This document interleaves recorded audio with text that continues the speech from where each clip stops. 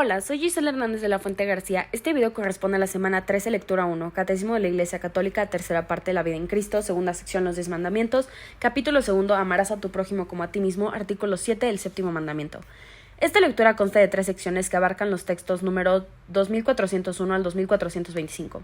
La primera sección se titula El destino universal y la propiedad privada de los bienes. Las 3 ideas principales de esta lectura son 1. El séptimo mandamiento. El séptimo mandamiento prohíbe tomar o retener injustamente los bienes del prójimo y perjudicar a cualquier manera al prójimo en sus posesiones. Prescribe la justicia y la caridad en la gestión de los bienes materiales y los frutos del trabajo.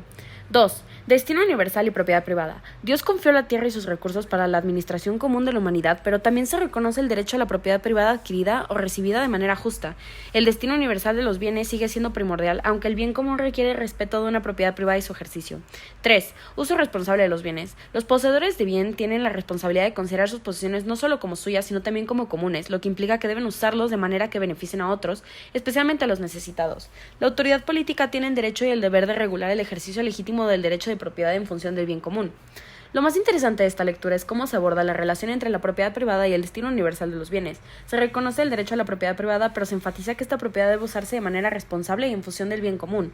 La lectura también destaca la importancia de la caridad y la solidaridad en la gestión de los bienes materiales, lo que refleja los valores cristianos relacionados con la justicia social. En resumen, el séptimo mandamiento de la Iglesia prohíbe el robo y la injusta apropiación de bienes ajenos, reconoce el derecho a la propiedad privada, pero enfatiza que esta propiedad debe ejercerse en función del bien común y del destino universal de los bienes. Esto significa que, si bien la propiedad privada es legítima, los propietarios deben considerar sus bienes como comunes y usarlos de manera que beneficien a otros, especialmente a los necesitados. La autoridad política tiene el deber de regular el ejercicio de la propiedad privada en función del bien común, y se aboga por una gestión responsable y solidaria de los bienes materiales. La segunda sección se titula El respeto de las personas y sus bienes. Las 3 ideas principales de esta lectura son 1. Virtudes en materia económica. En materia económica se requiere practicar virtudes como la templanza para moderar el apego a los bienes materiales, la justicia para respetar los derechos de los demás y dar lo que les corresponde, y la solidaridad siguiendo el ejemplo de Cristo, quien siendo rico se hizo pobre para enriquecernos. 2. Respeto a los bienes ajenos. El séptimo mandamiento prohíbe el robo y la apropiación injusta de bienes ajenos. Además, prohíbe retener deliberadamente bienes prestados, defraudar en el comercio, pagar salarios injustos, elevar los precios mediante especulación y cometer fraude fiscal. 3. Responsabilidad y respeto hacia la creación. El séptimo mandamiento también aborda la responsabilidad y respeto hacia la creación, incluyendo a los animales y el medio ambiente. Los recursos naturales deben ser utilizados con el cuidado de la caridad de la vida del prójimo, lo que incluye a generaciones futuras, y los animales son criaturas de Dios y merecen ser tratados con aprecio, sin hacerles sufrir inútilmente. Lo más interesante de esta lectura es cómo se abordan aspectos éticos en la economía y en la relación con los bienes materiales. Se destaca la importancia de la virtud y la justicia y la solidaridad en la vida económica. Además, se enfatiza el respeto a la propiedad ajena y la importancia de evitar el robo, explotación o la especulación.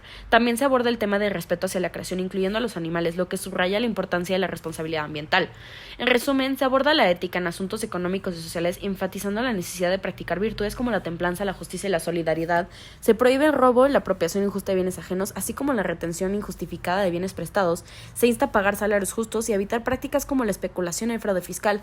Además, se destaca la responsabilidad y el respeto hacia la creación, incluyendo a los animales y el medio ambiente, y se enfatiza que los recursos naturales deben utilizarse con consideraciones a las generaciones futuras.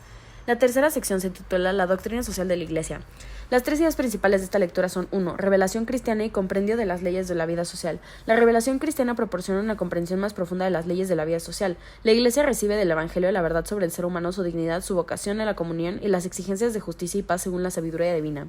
2. La misión moral de la Iglesia en asuntos sociales y económicos. La Iglesia tiene un papel moral en asuntos económicos y sociales, particularmente cuando se trata de proteger los derechos fundamentales de las personas y la salvación de las almas.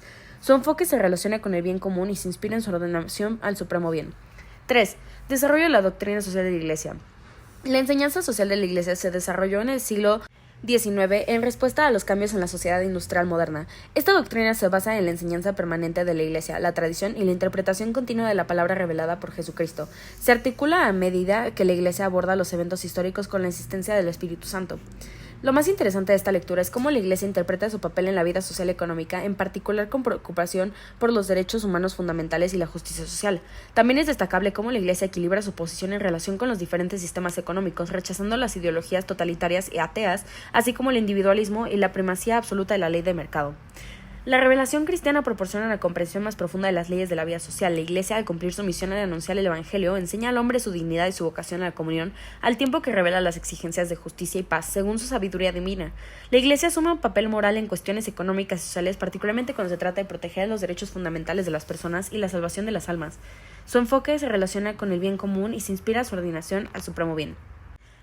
La doctrina social proporciona principios de reflexión, criterios de juicio y orientación para la acción en asuntos económicos y sociales. La Iglesia rechaza ideologías totalitarias y ateas, así como el individualismo y la primacía absoluta de la ley del mercado, promoviendo en su lugar una regulación razonable del mercado en función del bien común. Eso es todo por esta lectura. Muchas gracias. Hasta luego.